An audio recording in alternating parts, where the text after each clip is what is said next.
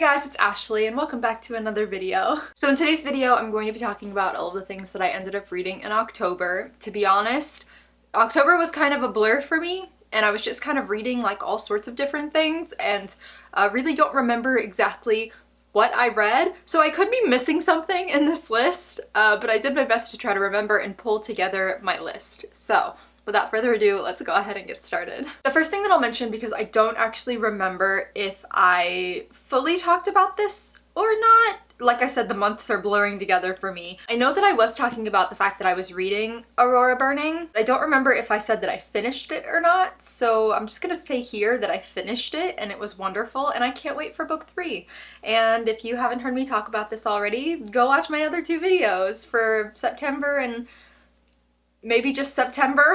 Just another sci-fi story from J. Kristoff and Amy Kaufman. It's wonderful and funny and I love it and can't wait for the third one. Third and last one coming out this month. I'm so excited. Now I did have a list of like Halloween-esque spookier books that I wanted to get to this month and I started reading them. I actually did. So I ended up reading, I'm dropping them. I ended up reading Bridge of Souls by Victoria Schwab. This is the 3rd book in the like Cassidy Blake sort of like haunted middle grade series that she's writing. I thought that this was a really cute and like also nice way to end the trilogy. I really liked being in New Orleans. I've never been there and this book made me want to go. I really want to eat some beignets. Is that how you say it? Not vignettes. Beignets, right? To be totally honest with you guys, I did end up reading this book in, I want to say like a day or less than a day or less than 2 days. I don't really remember which, but I just kind of like sat in one spot and was just kind of like flipping the pages, flying through it because it's a short, easy middle grade story. So a lot of the details of the plot kind of escaped me,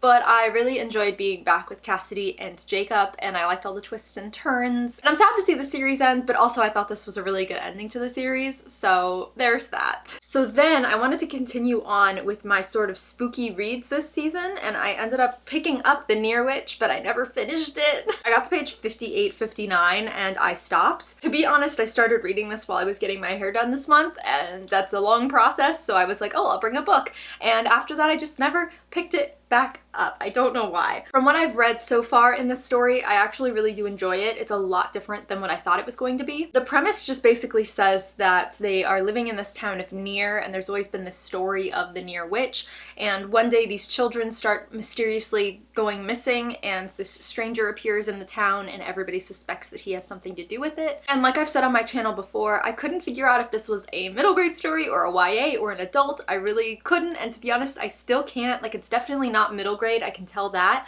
but I really can't tell if it's supposed to be YA or adult because the main character is about 16, but it doesn't feel like a YA story at this point. E.E. Schwab just has this way of like storytelling and weaving imagery and the story in with the characters and just like making the atmosphere feel so like raw and real that it feels like more than it is. In every single book that I've read by her, it feels like more than the story is. So this one is no different. I will eventually finish it, but I don't know when. But I've really enjoyed it so far. It's very interesting and very mysterious, and I want to know what's going to happen because I'm very confused. So then I ended up switching to a totally different genre, and I ended up reading some romance stories. I've been seeing this specific book everywhere ever since I got it in a Book of the Month package, and I've been wanting to read it, so I just said, fuck it, and I read it, and that book is The Love Hypothesis by Ali Hazelwood. Another reason that I picked this up so randomly this month was because one of my friends in person actually read this story and said she became obsessed with it, and I was like, okay,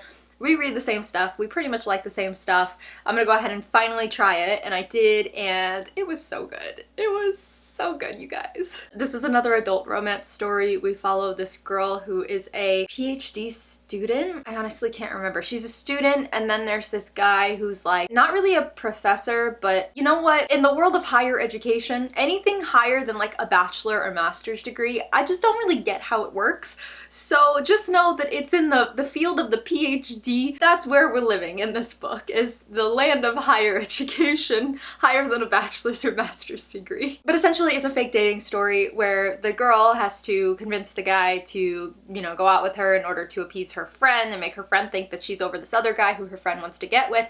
And it's just this big thing that ends up being totally, you know, big misunderstanding thing, and then they start having feelings for one another, and then, you know, things ensue, and your fake dating story, and it's so good. It was one of those books where like when you weren't reading it, you were thinking about reading it, and so it's like always a good sign when that happens. And once I finished this, I knew that I wanted to continue on in my little like jaunt of romance reading. So because of that, I remembered that I had gotten, wait for it, I had gotten the X-Hex by Erin Sterling in my last book of the month package, and so I was like, X-Hex, Halloween, October, might as well give this a try. The most that I can say for this book was that it was pretty cute. I wouldn't say that it was anywhere near as enjoyable as The Love Hypothesis was for me, but it was still a cute romance. I still enjoyed it. I loved the sort of like Halloween Town-esque vibes we were getting from it. I love the witchiness and the spookiness and the whole, you know, cursing your ex thing and it actually being a real thing. I thought that it was funny at times and I liked the characters, but it just didn't have the same like I don't know, like making me want to keep reading it feeling as The Love Hypothesis did. But it was still a cute romance that was definitely like atmospheric for this time of year. So if you're looking for something like that, I highly recommend. But if you're looking for something that's really gonna like suck you in and make you want to keep reading no matter what, I definitely recommend this one. So those were all of the books that I ended up picking up this month. I did also pick up a couple of webtoons, which I'll talk about because I have talked about webtoon in the past on my channel in my wrap-ups, and also their stories. They're like graphic novels in a way, like they count. And then I also, thanks to my brother, started venturing off into the world of anime as well. Follow me on Instagram, you might have seen me post about that once or twice, I don't remember, but I'll go ahead and share a little bit about what I've been watching. I knew that if I started watching it, I would not stop. And what do you know? That has been true. So really, it was just one of those things that I was pushing away for my own good. But now that I've been forced to stumble into it thanks to my brother, because he was constantly pressuring me, when are you gonna start it? When are you gonna start it? When are you gonna start this show? When are you gonna start it? And I finally gave in to him, and now it's been a problem. So there's that.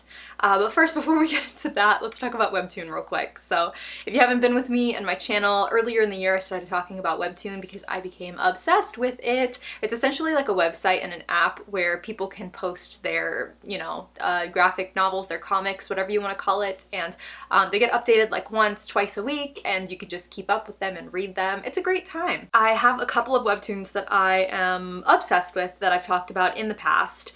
Let me get on the app real quick so I can tell you what those are. Okay, I've been keeping up with ones like obviously Heartstopper, because Alice Oseman posts on there before they actually become like real books. I love Lore Olympus. I love Purple Hyacinth. Somebody that watches my channel put me onto that, and Brass and Sass. So cute. I love them. Purple Hyacinth is just like so good. So captivating. I love it. I found Jackson's Diary and became obsessed with it. It's finally getting to the point in the book, the comic, whatever, where like things are actually happening and things are being revealed. So I'm so excited. The Kiss Bat just started reposting for season 3, so I'm like here for it. I've been keeping up with it all the time. I've also become obsessed with Boyfriends, which is literally just like a slice of life comic about like a poly relationship, and it's so cute. I think that's pretty much it. A couple of you guys have been giving me recommendations, so I really appreciate it. And a couple of the ones that I've mentioned I've actually found through recommendations from you guys, so thank you. The two that I ended up reading this month that I ended up finding and starting, the first one was Let's Play. To be honest, I don't know how I feel about this one, even though I took one day to read all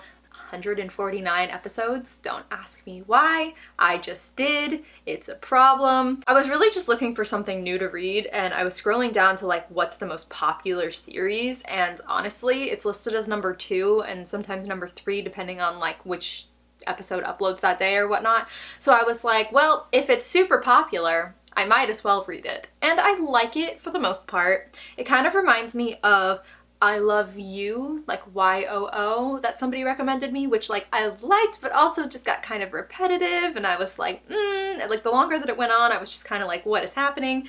It kind of reminds me of that, but I think I like this one a little bit better, but not by much. So we're just gonna keep seeing as it gets updated if it gets any better. The other one that I started, which I actually really do like, is called Sub-Zero. I have never seen this one in my life. Usually, you know, the webtoons that I find are like advertised as like, you know, super popular and whatnot. This one I did find in like the top series section of webtoon, but I've never heard of it before. It's a romance. It's kind of like a fantasy romance with like these two empires who have been at war with one another for 300 years, and it's, you know, they have to get into an arranged marriage in order to bring peace to their I can't even say it. You get where I'm going with this though. I am thoroughly enjoying it. I think that the artwork in it is so good. It reads so beautifully, and just the pictures, I can't get over the pictures and the color. It's so different from everything that I've read on webtoons so far, so I think that's what initially drew me in.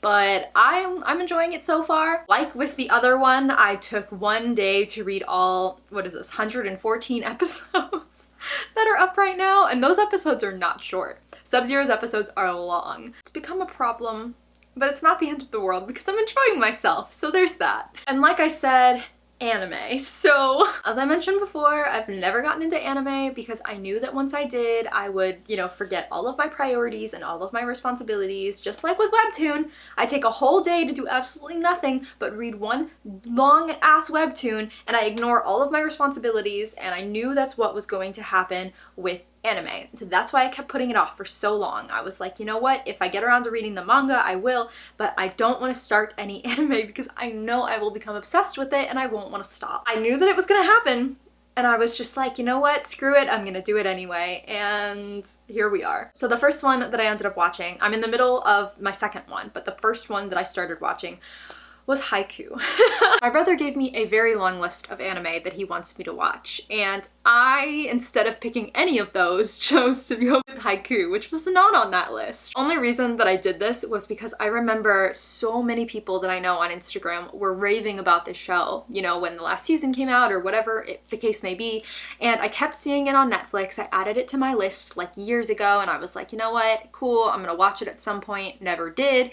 And then I went on Netflix recently and it said that it was being taken off as of October 31st. So I was like, well, crap, I better watch it then. And so I started it, and my God, did I become addicted to it. Holy crap. I talked about this one on my Instagram, so if you watched those Instagram stories where I talked about Haikyuu, you already know that I became addicted to it, like genuinely addicted. I would not stop watching. When I was not watching, I was thinking about watching. I did absolutely nothing. Every day I came home from work except for watch Haikyuu. It became a problem. I said also on my Instagram my top 3 favorite characters, in case anybody was wondering. They are Kageyama, Nishinoya, and Bakuro. I'm not adding anybody else to that list, even though Hinata comes in a very close 4th place, only because, as annoying as I sometimes find him, every single time that boy achieves something, every single time he doesn't think he can do something and then he manages to do it, I cannot stop rooting for him. So he comes in a very close 4th place. If you aren't aware, Haikyuu is basically about a boys volleyball team and their journey from becoming the underdogs who everybody doubts to the like best volleyball team in Japan. It hasn't happened yet. Season 4 ended and we were in the middle of like the finals tournament, or the high tournament, or whatever the hell it's called, I can't remember. So it's like not over yet, but like that's what it's about. And it's so good. It's like such a good underdog story, and all of the characters you just become obsessed with, and I just like love it so much. I honestly might go back and rewatch it, which is bad, and it's going to make my brother mad because he wants me to get to a million other shows and I just want to rewatch this one. So that's fun. But yeah, so that one definitely got me into it, and I was like, okay, Cody, okay. Give me your list. What do you want me to watch next? So the next one that I started watching that I'm currently in the middle of is Attack on Titan. To say that I am equal parts obsessed and confused would be an understatement. I feel like every time I start watching a new episode, I'm texting him being like, who the F is this guy? What the hell is going on? I'm so confused. Because that's just it. That's my whole feeling when I start watching the show. No, it's honestly really, really good. Like, I've become obsessed with it. I really enjoy watching it, and I watched seasons 1 and 2, and then I ended up stopping for like a week, and he was getting so mad at me. He was like, when are you gonna watch season 3? Watch season 3, watch season 3, watch season 3. Have you started it yet? Have you started it yet? And I'm like, oh my God, give me a minute. So I finally started it yesterday. I'm only on episode 4, and I am still loving it. I'm still here for it. There's only 4 seasons, and I know that supposedly a 5th season is coming. At this point, I'm just waiting for Armin to get a haircut. I am tired of that, but he tells me that it's coming, so Can't wait for that. I'm not even gonna try to summarize it for you guys, for those of you who have never heard of it or don't know what it's about. I'm just not even gonna try. I'll say that it's like a fantasy series and it's really good and action-packed and you will just be so confused. Like all of the plot twists and things, you will be so confused. So, Cody, I hope you're happy. So I think that's it for all of the things that I read and watched and basically consumed in March. No, March. Why did I just say March? October! I would say that it was a pretty productive month for reading and media consumption wise. I would say that it was a good time. You guys have any recommendations for me, either like literally across the board, like romance books? Leave them down below. Webtoons I should read? Leave them down below. Anime I should watch? Leave it down below. Literally anything. Like, what are you guys obsessed with right now? Let me know in the comments. But I think, other than all of that, that's going to be it for this video. So if you guys want to follow me on any of my socials, all my handles are in the description. Thank you guys so much for watching, and I will catch you later. Bye!